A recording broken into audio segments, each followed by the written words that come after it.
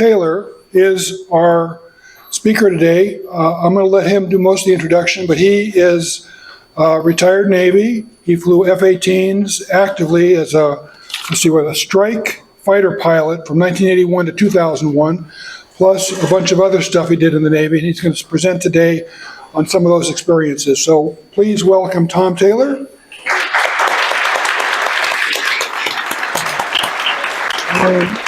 Yep, I got it. Adjust the mic as needed, but anyway, we're good to go. All right, happy Saturday, EAA 1541 and all the guests. My talk today is called Carrier Aviation and My Small Part, but before I get going, there's a couple of people I'd like to thank.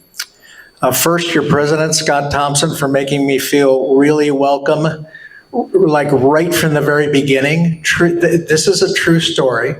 Within 30 seconds of meeting Scott, he asked me if I wanted to present. And he gave me the option, either next meeting or the one right after. I said, well, heck, let's start with the first meeting that I ever attend. Dan, who has helped me with all sorts of things already, has made me feel welcome as well. Others, Bruce and Scott and his wife, Cheryl, thank you. I feel really welcome here and appreciate it. A good friend of mine, Matt Pastellania, call sign Paz. Paz took me under his wing 43 years ago as I checked in as a Lieutenant JG in my first operational squadron flying A-7s. And Paz taught me the finer points of flying around carriers, strike aviation, being an officer, teaching people how to land on aircraft carriers, and he gave me a really, really good start. Thank you, Paz. Paz flew in from Monterey today.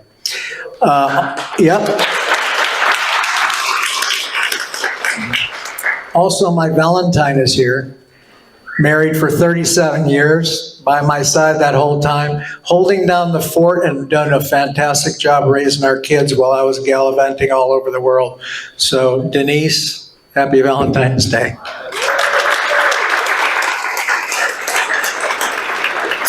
All right, just a little bit about me, so you know what my experiences are, or if I have any credibility.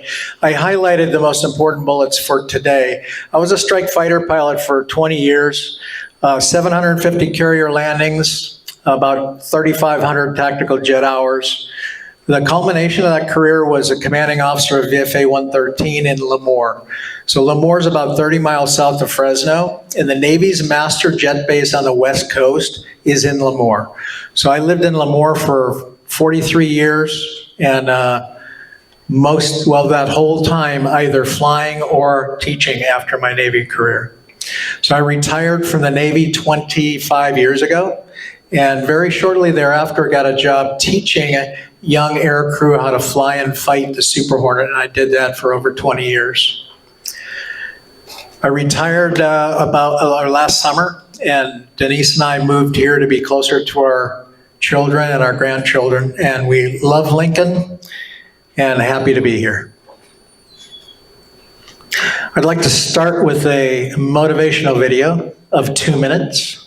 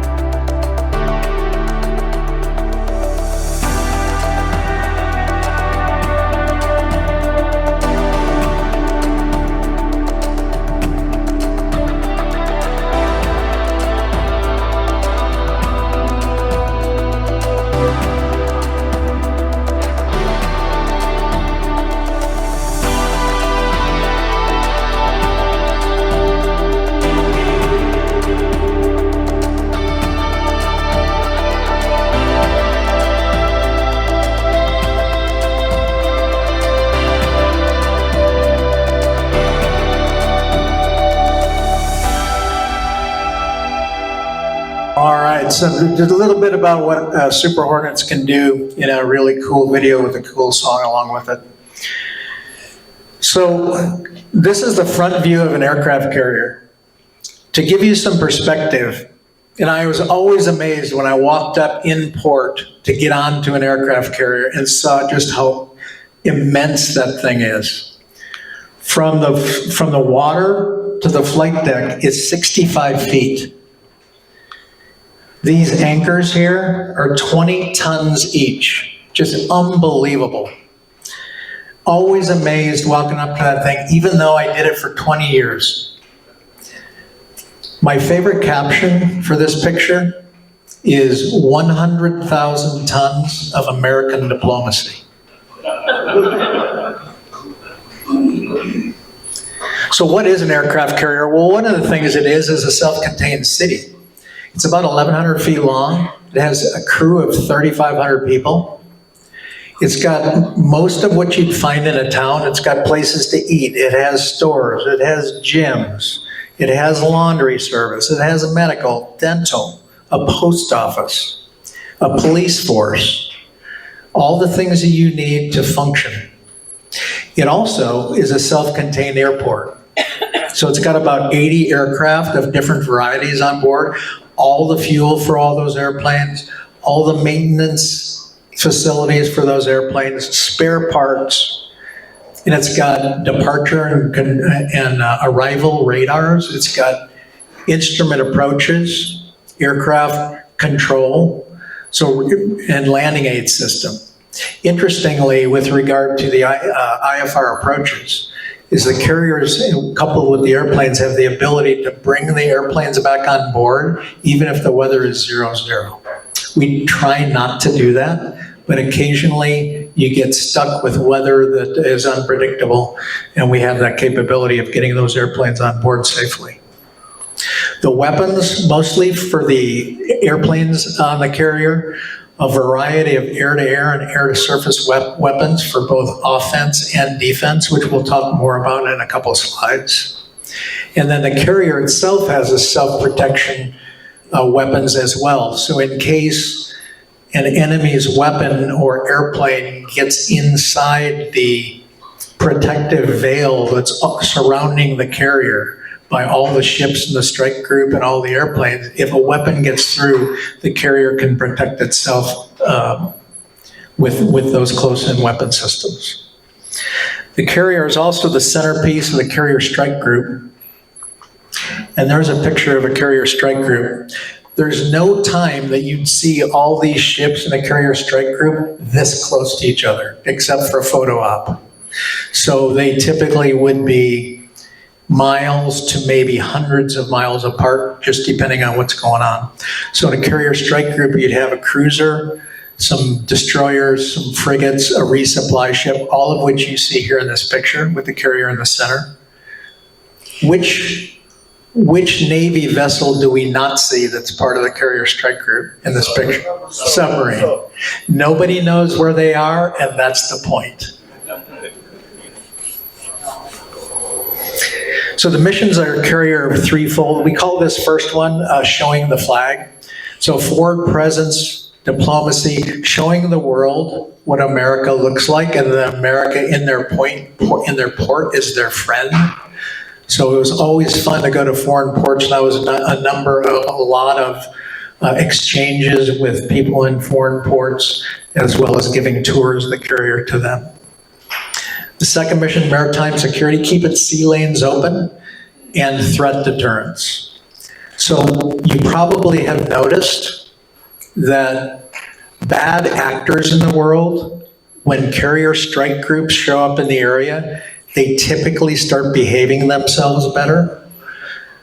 If they don't start behaving themselves better, like theoretically, they could maybe find themselves being escorted out of their country in the middle of the night, or theoretically find their nuclear weapons manufacturing completely decimated.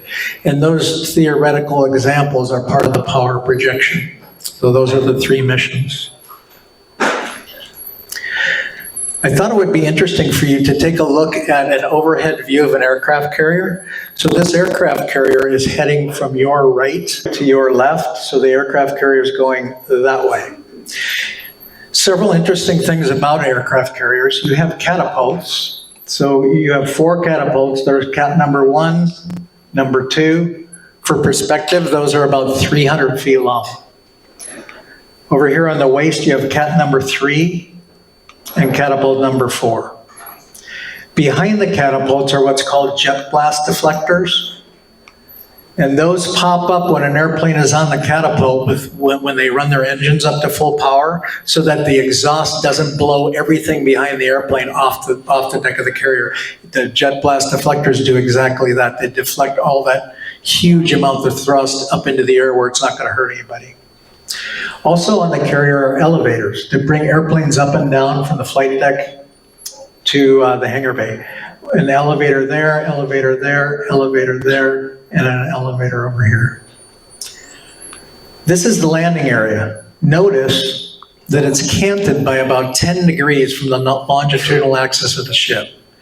Did anybody guess why the landing area is canted by 10 degrees? We do both simultaneous operations and launching. Excellent, excellent, that's right. So what Tom said was, hey, you can launch airplanes off Cat 1 and Cat 2 while you're landing airplanes simultaneously. Why is that important? Why would you want to be very expeditious during the takeoff and landing phases of a carrier? So a carrier tries to provide 25 knots of wind right down the angle deck or right down the bow if it's launching. 25 knots of wind for launching and recovering of airplanes. Well, so you have to turn into the natural wind to make the final product of the wind from whatever direction you want. If the natural wind is coming from an area that's the opposite direction of where you want to be traveling, then it's most efficient to get the launches and recoveries done very quickly and then get turned into the direction that you want to go, especially if an enemy ship or submarine is chasing you.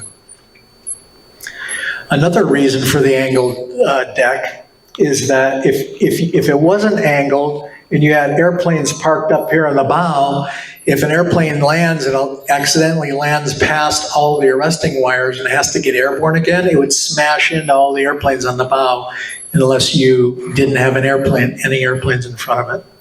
One last thing I wanted to show you is the arresting wires. There's 4 of them down here, 1, 2, 3, and 4. Those cables are about probably 2 inches thick. They're just huge, huge metal cables that are run across the landing area. And down under the flight deck is what's called the arresting gear engine. So those metal cables are connected to things that slow an airplane down from 144 knots to 0 in like 400 feet. It's really something. Here's another picture of a carrier God's eye view as well, and I wanted to show you this one because it shows about 50 airplanes on the flight deck. So while there are 80 airplanes or so on board the carrier, you can maybe fit 50 or so, maybe not quite that many when you're getting ready for a launch. So this might be similar to what a flight deck would look like when the carrier is getting ready to launch the first wave of airplanes for the day. And once they launch the first wave of the airplanes, they get the second wave in position, ready to start and go. And by the time you get the second wave off the deck, now you have an open angle deck, open landing area where you can start landing that first wave that launched.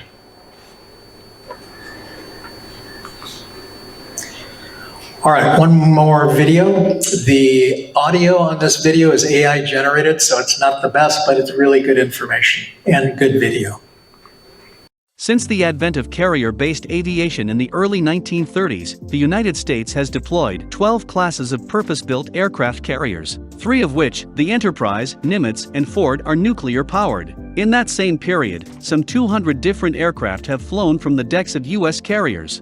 By continually modifying the mix of aircraft in its air wing, the Navy has been able to maintain the relevance and unique contributions of naval aviation to U.S. military power despite continuously evolving threats. The modern carrier air wing is possibly the most completely integrated military formation in existence. It has a balance of offensive and defensive assets, reconnaissance, early warning and command and control capabilities, aerial refueling, and electronic warfare. Today we will explore the most remarkable adaptability and flexibility of the U.S. carrier air wing. But before we continue, make sure to like this video and subscribe to Defense Digest. Share your thoughts about these video in the comments below. Number 1. Naval version of FA-18 Super Hornet. The workhorse of the carrier air wing is the FA-18 Super Hornet. First deployed in 1995, the Super Hornet has undergone several upgrades that have enabled it to maintain its position as a top-of-the-line fighter and strike aircraft. The latest upgrade, the Block 3 Super Hornet, consists of 5 major improvements: an advanced cockpit system, conformal fuel tanks, a new mission computer, a tactical targeting data link, and a reduced radar cross-section. There are plans to add a long-range infrared search and track sensor to facilitate passive detection of hostile aircraft. These improvements will enable the Super Hornet to work alongside the F-35C and outmaneuver and outgun prospective adversaries. Number 2. F-35C Joint Strike Fighter Jet. The new member of Carrier Air Wing is the F-35C Joint Strike Fighter. Both the Navy and Marine Corps fly the F-35C. The Marine Corps also operates the short takeoff or vertical landing F-35B, flying the aircraft from land bases as well as large-deck amphibious warfare ships. The F-35C has the potential to revolutionize not only air operations but the way the entire battle fleet conducts combat. The Joint Strike Fighter's range, stealth, and advanced sensors will allow naval aviation to achieve air superiority even against numerically larger adversary air forces. These same characteristics, plus an inherent electronic warfare capability and the ability to share data with other F-35, will allow a Joint Strike Fighter-equipped force to engage even the most heavily defended targets, opening avenues for other strike aircraft to achieve their missions. Operating as a stealthy forward position sensor, the F-35 can support Navy long-range missiles as well as air and missile defenses. When the newest software upgrade, designated Block 4, is uploaded, the F-35 will be able to employ more weapons as well as improved electronic warfare capability. Number 3. EA-18G Growler. Alone among the services, the Navy operates a dedicated electronic warfare platform. The EA-18G Growler aircraft has replaced the venerable EA-6B Prowler. A derivative of the Super Hornet, the Growler is designed to provide escort jamming, intelligence collection, and suppression of enemy air defenses in support of other air assets. Not only does the Growler have all the improved performance attributes of the Super Hornet, but it also carries an advanced suite of electronic warfare systems capable of jamming a wide range of radars. The Growler's legacy in ALQ-99 jamming pods will soon be replaced with the next-generation jammer, which can be continuously upgraded through software enhancements. Number 4. E-2D Advanced Hawkeye. The Carrier Air Wing also boasts some of the most sophisticated surveillance and command and control platforms, which is the E-2D Advanced Hawkeye. The Advanced Hawkeye's new APY-9 radar is a 2-generation leap forward in capability. It will provide high-quality surveillance and target track of multiple targets over both land and water. Of equal importance, the E-2D has a command, control, and communication suite that will allow it to support cooperative engagements, involving a wide range of weapons systems, including those operated by other services. Number 5. Carrier-based transport aircraft. 2 other new platforms round out the transformation of the Carrier Air Wing. The first is the CMV-22B Osprey, a variant of the platform the Marine Corps has successfully operated for years. The CMV-22B replaces the C-2 Greyhound in the role of intertheater aerial logistics. The second is the MQ-25A Stingray, an unmanned aerial vehicle that will serve as a refueling platform for the rest of the air wing. Critics of the modern aircraft carrier too often focus only on the alleged vulnerabilities of the ship and fail to address the role of the carrier air wing. Simply by increasing the range of carrier-borne aircraft and adding a refueling capability in the MQ-25 Stingray, the Navy has made the carrier more survivable and lethal. The ability to change the mix of aircraft flying from the carrier will keep this asset a vital military capability for decades to come. All right. So that's a carrier air wing for you. And I'd like to talk for a few minutes specifically about Hornets. So in the 1970s, when McDonnell Douglas was developing the YF-17, which was the prototype of the F-18, F-18 became operational at about 1980. The F-18, which is the airplane I flew second in the Navy, I flew A-7s for a few years and then transitioned to F-18s. But the F-18s were operational, gosh, I think in the Navy maybe up to 2008 or so.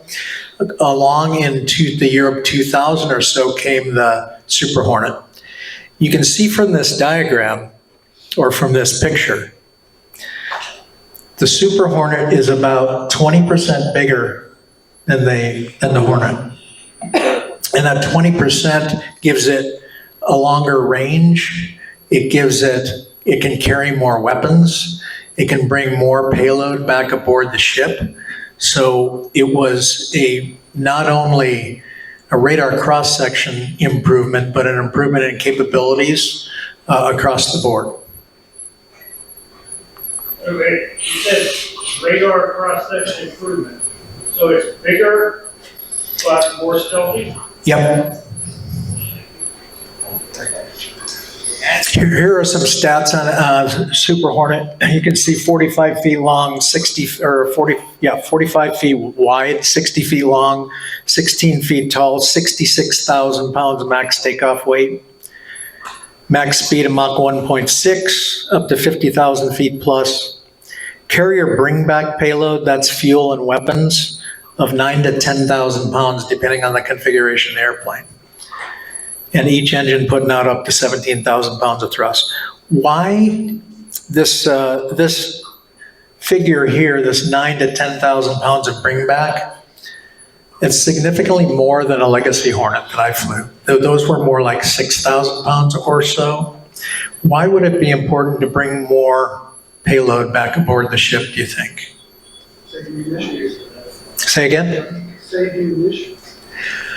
So we're right on line.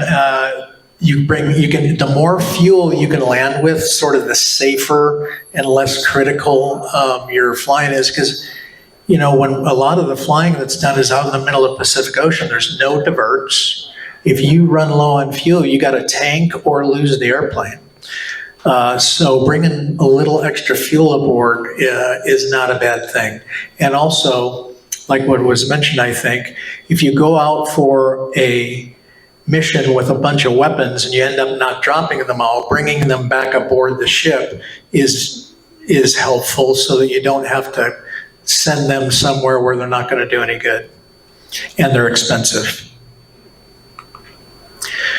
So I mentioned earlier that the carriers like to give you 25 knots of wind. Why do you think, why can't we just have a calm, beautiful, sunny, no wind day and just go flying off the carrier? Why do we want 25 knots of wind? What's that? So I think you're on the right track. I didn't quite hear, but so the more wind you have, the less speed the airplanes have to go relative to the carrier deck itself, okay? So if you can create 25 knots of wind, then an airplane that lands at 144 knots with 25 knots of wind is really only moving at 119 knots compared to the carrier deck, okay? That is a huge 32% difference in kinetic energy. Why does just 25 knots make that difference? For all you physics, people who've had physics, kinetic energy equals 1/2 mv squared. So the V in this equation is really, really important. And for all those private pilots, like a bunch of us in the room, you realize, hey, if I got 10 knots of headwind, man, this airplane sure slows down a lot faster. That's right, because you got a lot less kinetic energy on the airplane. It's also, having the slower speed is not only helpful for the life of the airplane, because landing airplanes on carriers is really hard on them. You're descending at about 700 feet per minute, so the landing gear have to be made really beefy anyway. Can you imagine how much stress is on the wing struts, dropping a 44,000 pound jet onto the carrier at 700 feet feet per minute. Lots of stress on the tail hook. The whole empennage has to be made stronger to be able to attach the tail hook to it and have it not fail. So as you all know, when you're designing an airplane, everything about an airplane is a trade-off. It's a huge compromise. If you want to go faster, you got to be lighter. If you have to be heavier, you're not going to be able to go as fast, or you got to put bigger engines on it, and the bigger engines weigh more, so the engines have to be even bigger. Anyway, it's a huge compromise, and the engineers have worked out that 25 knots of wind is a real good reachable compromise for carrier landings and takeoffs. Some of the weapons the F-18 can carry, Super Hornet. On the wing here, we have an AIM-9, which is a heat-seeking air-to-air missile used for close-in fighting. AGM-88, which is a HARM missile, high-speed anti-radiation. You probably heard or read about their use really all over the world, but most recently down south in South America, where we were taking out surface-to-air missile radars with HARM missiles. AGM-84 Harpoon, which is an anti-ship missile. Next to that is SLAM, which is a land attack, basically cruise missile. A whole family of laser-guided bombs. So you can see this bomb has a laser kit on the front and fins on the back to steer it. Joint direct attack ammunition, which is a GPS-guided weapon. A joint standoff weapon, which is also GPS-guided. And then an AIM-120, which is a long-range radar air-to-air missile. So those are some of the more common weapons that a Super Hornet carries and employs. So I talked earlier about when I got to my first operational squadron, Paz took me under his wing. So you got several different types of squadrons, of F-18 squadrons in the Navy. The most important, and why we're here or why we're there, is to have operational squadrons go with the air wing on a carrier all around the world doing their 3 missions. So that's really the focus. To support that, though, there's test and evaluation squadrons and there's training squadrons. But in operational squadron, the really, tip of the spear ones have 10 aircraft, about 20 officers and most of whom are air crew, 180 enlisted personnel or so, and then a commanding officer at the top of the command structure. Under him is executive officer, and then there's 4 departments: operations, maintenance, administration, and safety. So what's it like in an operational squadron? Well, operational squadron is there to go on deployment. So the deployments are 6 to 11 months long. Noah, 6 to 11 months, gone from home. Got to have a Valentine at home holding down the fort. When you get back from a 6 to 11 month deployment, you take a break for about a month, and then you start the whole workup cycle again. As people get changed out in the squadron, you train up another set of new people to go on deployment again.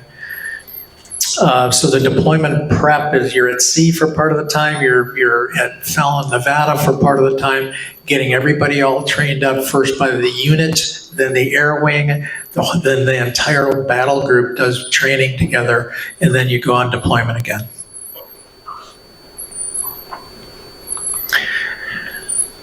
So for a carrier aviator, though, what does your career look like? Well, initially, the initial training, going to flight school, getting your wings of gold in the Navy as a designated naval aviator, and then once you attain that, then you request what airplane you want to fly in an operational squadron. And if you're lucky, you get the airplane you wanted. If you do well in flight school, you typically get the airplane you want. And then you go on your first operational tour, basically as a lieutenant. So first operational tour as a lieutenant. So from your initial training through first operational tour, you've been in the Navy maybe about 7 years at this point. You go to your first shore duty station, which for me was as an instructor. Paz and I worked together in a training squadron for A7s, teaching kids how to land on the aircraft carrier. That would be a 2 or 3 year tour. So you get to this point, you've been in the Navy about 10 years. Your second operational tour is a department head, as one of those, the head of the maintenance, operations, safety, and admin departments. You usually get a shot at all of those in a 3 year tour. Then you get to your joint tour in War College as a senior lieutenant commander, and then third operational tour as a executive officer and commanding officer of a squadron. By the time you get here, you've been in the Navy around 18 to 19 years. My career path wasn't exactly like this, so I was a little more senior. When I got here, I was in for almost 20 years, and I actually retired at the 20-year point. Had I not retired, I would have done a senior staff tour for another 3 years, and then I would have had a shot at maybe a major command. But that's basically the life of a carrier aviator. And that's what I have for you today. But I'd like to open it up to any questions you might have. This is little old me with my little old RV-7. And happy to be here. Yep. What is the minimum landing weight of an F-18? The minimum. So the minimum landing weight would be with 1 pound of fuel left, right? So that'd be about 34 to 35,000 pounds. It's a really good question, actually. Okay, so the max, maybe more important, is what's the max landing weight for a Super Hornet, and that's 44,000 pounds. And that's where that 10,000 pounds of bringback comes from. So you can, a mix of fuel and weapons. So why do most people in here probably don't have to worry about their payload when they land. They can just land with a, full weight. But when you start getting into bigger airplanes, heavier airplanes, especially at the carrier, you've got a maximum weight that you can land at. I mentioned earlier that you can take off with a max 66,000 pounds in a Super Hornet, but your max landing weight is 44,000 pounds on the carrier. And that's for the stresses on the carrier and the stresses on the actual airplane to not tear it apart when it lands too heavy. So good question. So in some cases, have they had to dump fuel? Oh, yeah. Yep. If you get launched off the carrier and you have an emergency and need to land right away, it's going to be a good 15 minutes before you're going to be able to land, because you got to get rid of some weight. You can dump it, you have to burn it. You can dump it faster. Yeah. So you can burn it or dump it, but if you put the dumps on, you get rid of the gas typically faster. Oh, yeah. Yeah. I don't have that. What was your call sign? My call sign was TT, which is my initials, Tom Taylor. And Paz's call sign was Paz. You don't get a choice. Your peers name you, and I was named TT. Yep. This might be off the topic. Do you know how many people it takes to drive the aircraft carrier, the captain, and then how many are in the engine room? So driving the carrier, this is going to be a wild guess, because maybe I knew at one point, but when the carrier is steaming at sea, you'll have several people on the bridge. The captain's usually up there, but he's not the one with the great big wheel. He's got a crew, probably the trade-off, that actually steer the ship, and they take the heading that is commanded to them. He's got a navigator. He's got several other people up on the bridge too, relaying and sharing information about obstructions maybe out there and things. So if you walk up to the bridge, there's probably a minimum of probably 8 people up there at any one time. And then they would all need aviation training as well as? No. The captain of the ship is a former aviator, but most of the people on the bridge would not be aviators.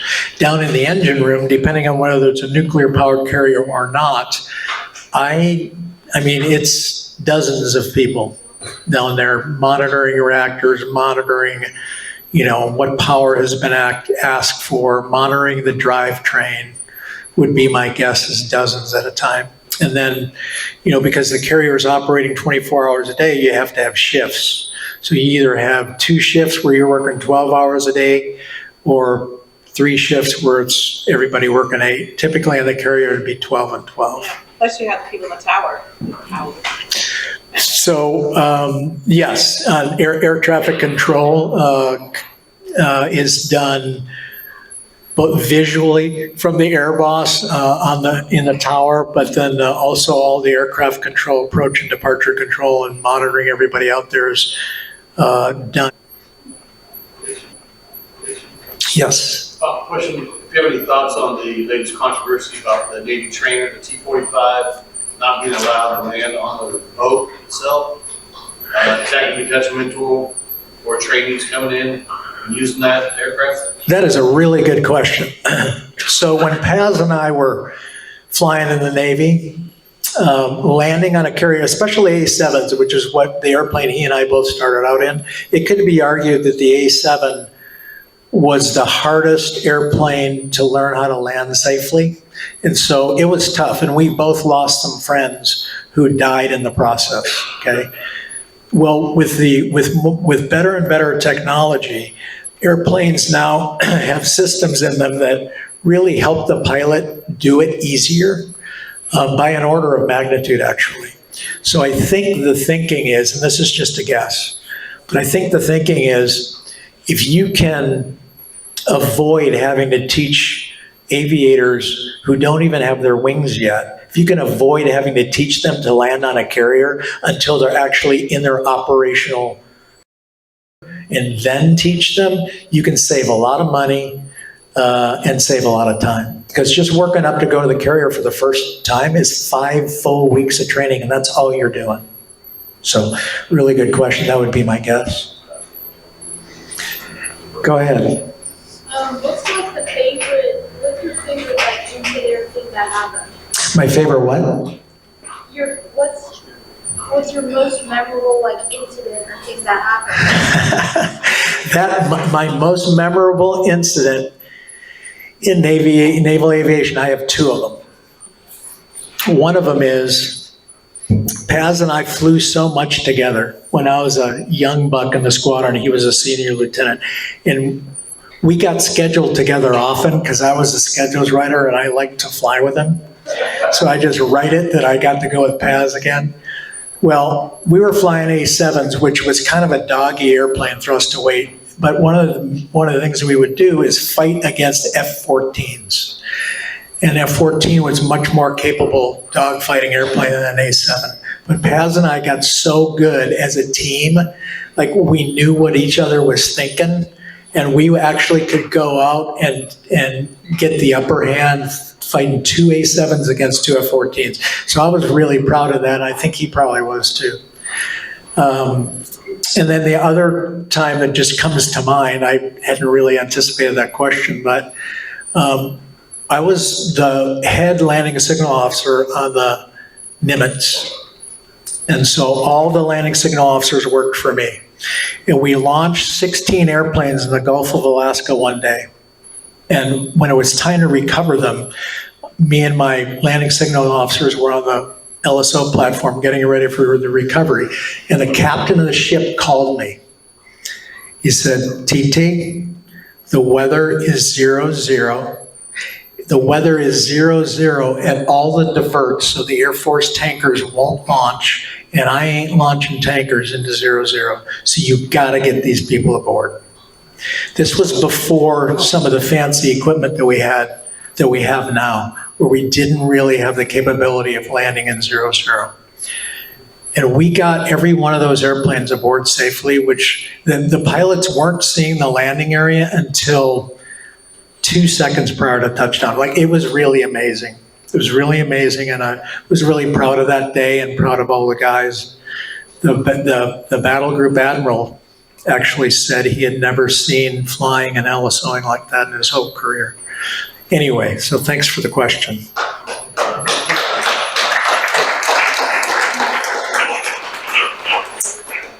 In the 0-1 situation, how fast could the carrier go to generate 25 knots?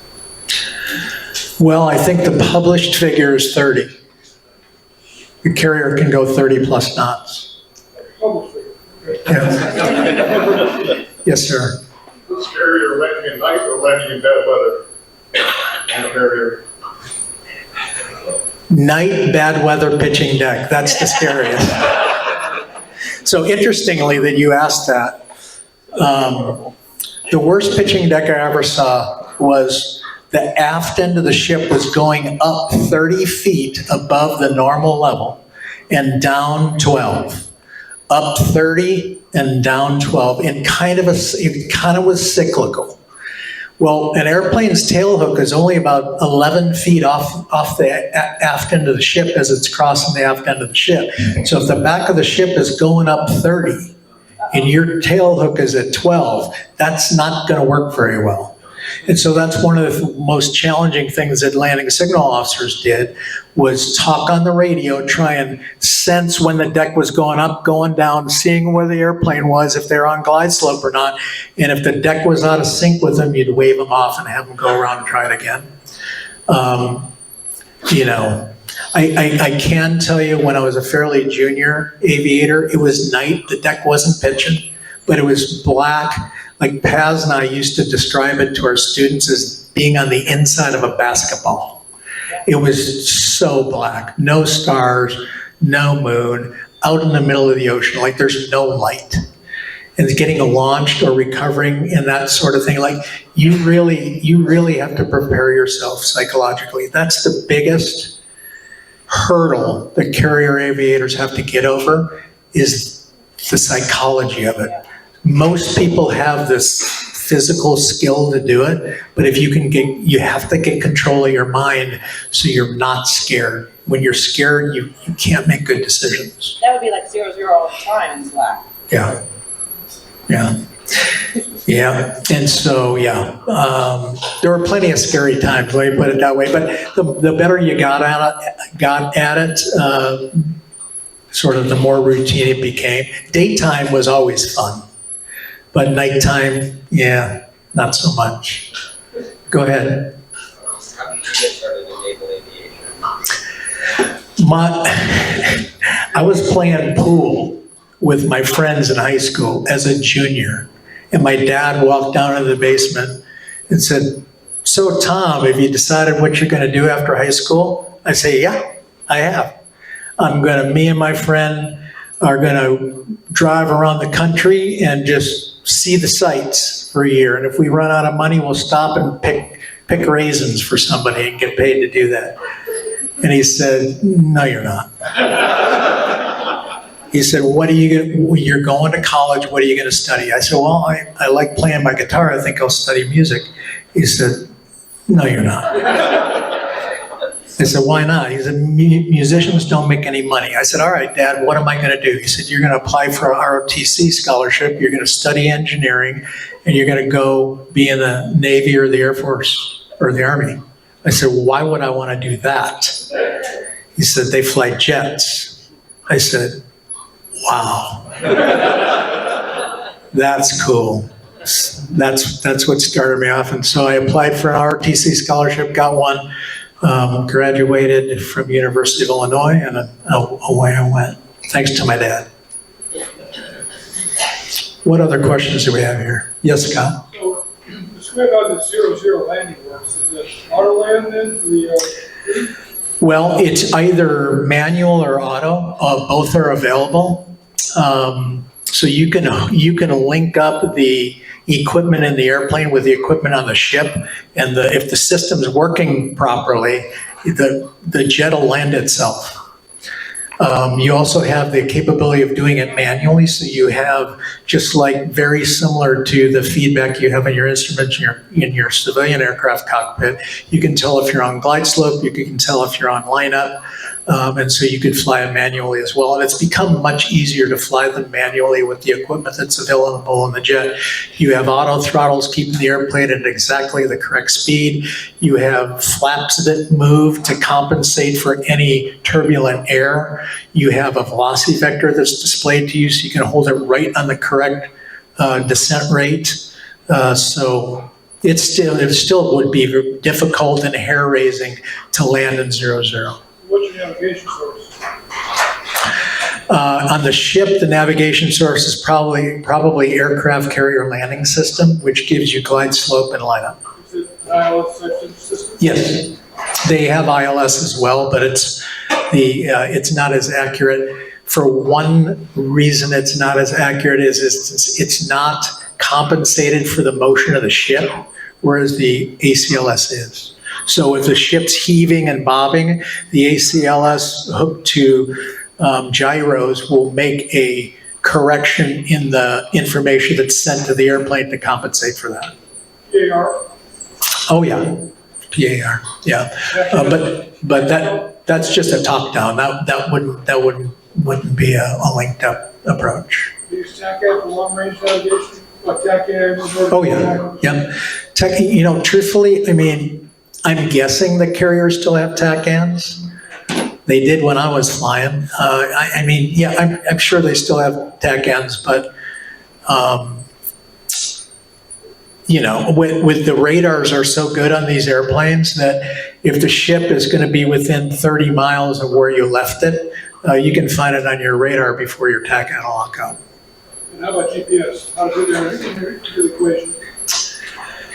Well, GPS is really important, and so you have the ability to, all the carrier airplanes have an inertial nav system where you have onboard gyros that spin up, and so when Paz and I were flying, that's all we had. We didn't have GPS, but they're pretty accurate. They'll maybe drift, I'll take a guess at a half a mile an hour, but now all the airplanes, or most all the airplanes, have GPS as well. And so the GPS will keep the gyros synced up to within whatever the plus or minus is of 30 feet or whatever it is. We'll keep it all locked in. Yeah. So, but the other reason that GPS is so important is it's how a lot of the weapons are guided. So you'll get a target solution either provided by somebody on the ground, another aircraft platform, or your own sensors. You'll get a target location, and that's dumped, that lat long is dumped into the GPS, and when you send that weapon off, it goes to that spot. So that's, that's a big part of the weapon systems that the airplanes carry. There was another question over here. Question, so you talked about the pitch of the flight deck up and down, but what about the roll? I know that you can have. Yeah, what about the roll? Paz and I. Aircraft carrier compensate for that?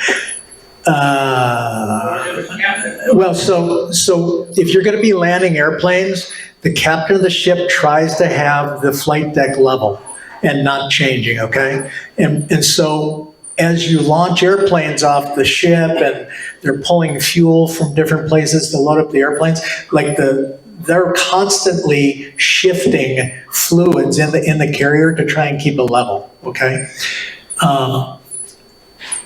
Paz and I have both been taxiing around the flight deck at the end of deployment where the non-skid isn't in very good shape anymore. There's a bunch of hydraulic fluid and oil and stuff all over the flight deck, and the ship goes into a turn and lists maybe a degree. And I have been taxiing where the flight director told me to stop, and I put on the brakes, and it just kept sliding towards the edge of the ship. It's not a good feeling. You don't want to go off the edge. Yeah. And, there's a lip that's about 4 inches tall that's theoretically supposed to keep you from going over the side. Yeah. I mean, I think it would, if you're only rolling at 1 or 2 knots, but I didn't want to take a chance on it. Yeah, so typically the carrier is basically level side to side, unless you're in rough seas, and then it could be rolling. And an interesting movement that a carrier can do that really makes landing on it a challenge is it's called a Dutch roll. So if you're looking at the carrier from the back end, if you can imagine the back end doing a figure 8 motion up and down and side to side, and typically it's rolling there too. Like oh my God, like at night, looking at that picture and trying to focus on staying on glide slope and trying to stay on like the average of the center line, it can become a challenge. Right here. What's daily life on a carrier like? Because I imagine it's not very pleasurable to stay there for almost a year. Very pleasurable, that's right. So this is just going to be roughly how it goes, but you'll be at sea for, a month or 6 weeks, and then you'll pull into port for a few days, and then be at sea for a couple months, and then pull into port. And then, so you'll hit maybe 3 or 4 or 5 ports during your deployment. While you're out at sea,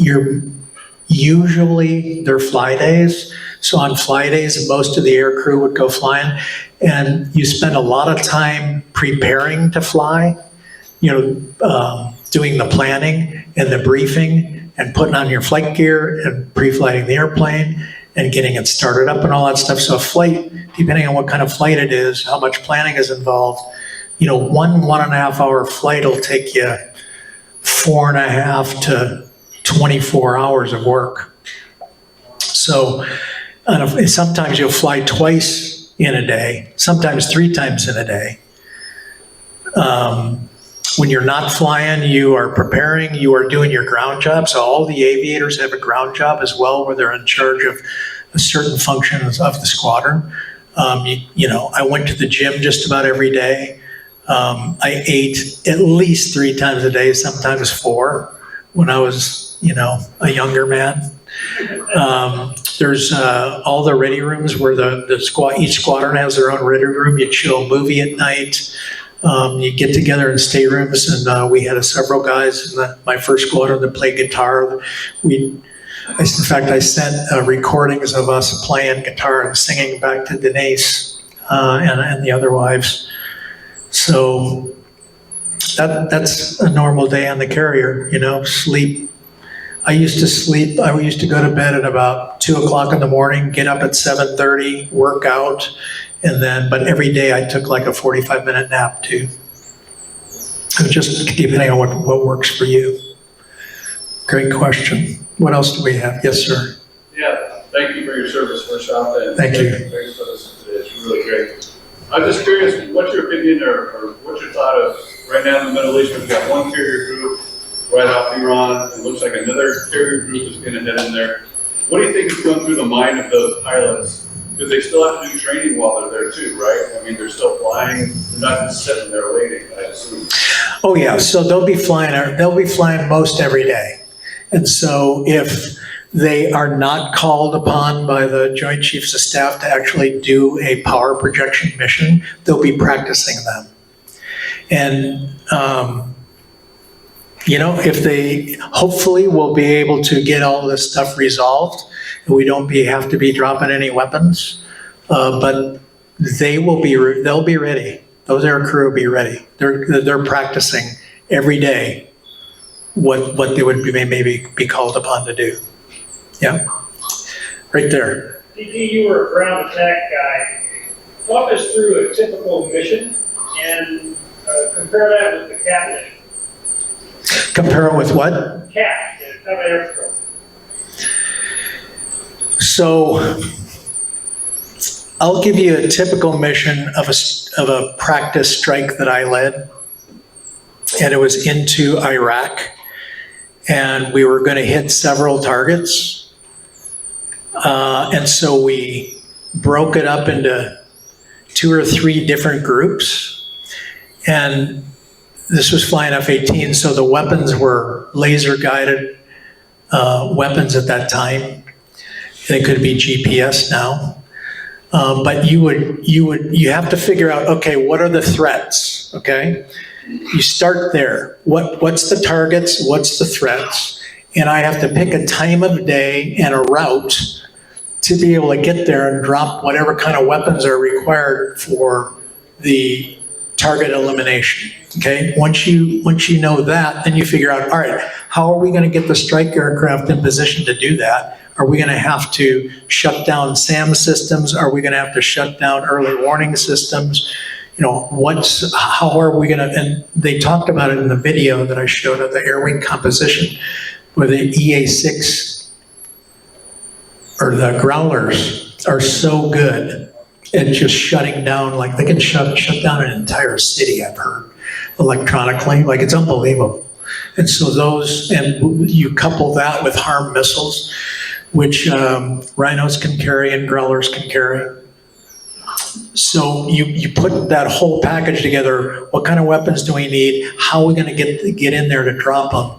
And then you figure out how you're going to pull all that off. And you typically would arm all the growlers and rhinos with air-to-air weapons too, in case the opposition is foolish enough to launch and try and shoot you down. So you can in a strike fighter aircraft, you can fight your way in, drop your bombs, and fight your way out. When you're doing a fighter mission, which back in the days of F-14s, they were fighters, they weren't air to surface. And so the fighters would escort the A-7s into the target area. The A-7s would be dropping the bombs, the F-14s would be shooting down bad guys. Now it's all the strike fighters can do the whole thing. Did I answer your question? That last part really did, yeah. Yeah. Basically, everybody is both ground and cap. Yeah, and so CAP is an acronym for Combat Air Patrol, so really it would be more accurate to say fighter than CAP, yeah. Yes, sir. What would be the biggest threat to a carrier group? Would it be like a submarine or air defense? What's the biggest nightmare? I don't even think I know enough to answer that question, to tell you the truth. While I was pulling up videos for this talk and taking a look at what's out there, like there's some stuff out there that like I don't even know about. And so, on the surface, it seems like a carrier maybe is vulnerable, and maybe it is, but like there's some weapon systems out there that we have that maybe you're not as vulnerable. I guess it's just a guess, but you take a torpedo under a carrier that can break a ship in half. Like that would be completely devastating, not only to the 5,000 people on the ship, but to our entire defense, our entire country's psyche. Like if another country sank an aircraft carrier, like, oh my, I can't even think of what would happen next. It would just be awful. So hopefully it doesn't. Yep. On that happy note. All right, Tom, thank you very much. We really appreciate